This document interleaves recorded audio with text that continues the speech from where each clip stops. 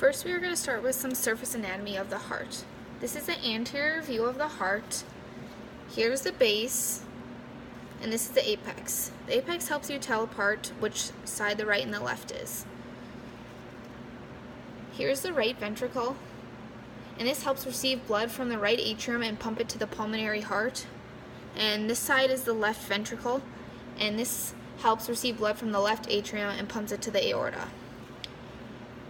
This is the left auricle, and it collects oxygenated blood from lungs and pushes it toward the left ventricle. And the right auricle is kind of hard to see, but this collects deoxygenated blood and pushes it to the right ventricle. And this is the pulmonary trunk, and this is where blood goes through to get to the right side of the heart to the lungs to get it oxygenated. All the white stuff is the adipose tissue, and then this line right here is the anterior ventricular sulcus. Now we'll switch it to the back. This is the posterior view, and here is the coronary sulcus. And then you also have some adipose tissue on the back. And then this would be the left ventricle, and this is the right ventricle. And then you have your left auricle and your right auricle, and your left auricle is on the front. You can't see it. And that is the surface anatomy of the heart. Now we will cover the interior surface of the heart. First, we'll start with the myocardium. That's right here, and this helps in contraction and relaxation of the cardiac wall. Next, we'll move on to the papillary muscles. The papillary muscles help to prevent the bicuspid and tricuspid valves from prolapsing.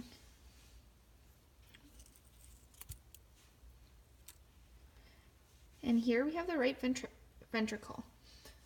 The right ventricle walls are always thinner than the left, and we covered the function of that on the surface anatomy. And same with the left ventricle, and those walls are a little bit thicker. Next, we have the tricuspid valve, and that prevents the backflow of blood into the right atrium. It's kind of hard to see in there, but you can see there's 3 valves when you get in there more.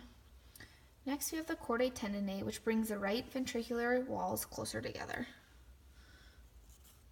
Behind that, we have the mitral valve, also known as the bicuspid valve, and that functions to maintain the blood flow in one direction only.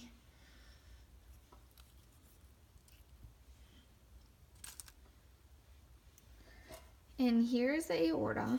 As you can see, there's a tube that goes in there, and that is the one-way valve which supplies the blood to all of the organs in the body.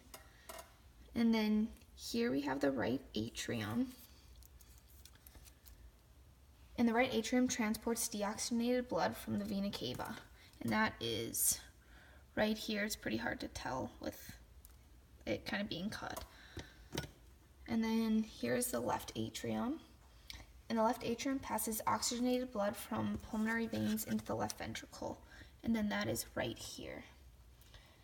And then we also have the interventricular septum. And that separates the left and right ventricles of the heart. And it has to be pretty thick there too. And then up top, it's kind of hard to tell because things were cut. But we do have the pulmonary artery, which is the most anterior. And it's up here. I kind of cut it. And then behind that is the aorta, which is the thicker of them.